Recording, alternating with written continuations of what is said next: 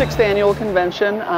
When we started out, it was kind of the idea was to make it a really artist-friendly convention, and the thought being that if the artists are happy and catered to and a lot of hospitality and kind of show them Austin and stuff, that then the public coming in will see the happy artists, and it just kind of conveys the same vibe to everybody, and that's worked out great. We get artists come all over the world to the show, from Japan, Canada, Europe, and pretty much every United States, and we have a really loyal following of artists now. They come back year after year, so they like the show, they like the way that we present it as art, and they like Austin because it's a very art-friendly city. Basically, the show started as my list of all the things that I would personally want in a show. You know, I would want it to feature art, and that includes fine art. I make everybody submit fine art for the gallery, and I love that because it showcases all the different talent that's in tattooing these days. And then it also includes things like cars and motorcycles and just anything that has an artistic flavor to it. I've just always been about promoting art, not come ogle the freaks. You know, I mean, some people are into, you know, piercing and, you know, suspension and some of that more kind of tribal ritual stuff. That's not what my show's about. Mine's mainly about art, and there's plenty of other shows that have that kind of feel. So it's really just showing the general public everything that's possible in the realm of art and tattooing, that you can pretty much get anything.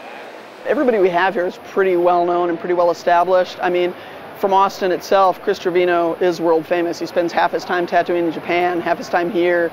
He's booked like 8-12 months out. I mean, really high quality work. But we also get shops that don't do a lot of other shows, that aren't doing the circuit, that aren't doing everything, you know, trying to break into the biz. And that's nice. So we've just had slow growth every year. It's not been like any crazy fad, like huge jumps in growth. We moved to the Palmer Event Center with the show. This is our 2nd year here. It was a natural progression of growth. We outgrew the hotel show that we were doing before at the Red Lion. And hopefully it'll just continue to grow slowly. You know, we're not looking for the fad audience that might be watching, you know, the tattoo reality shows and stuff. Those people come out, and that's fine too, because in a way that's educating people as well. But we just look for slow growth and word of mouth. We have 2 types of people that come to this convention.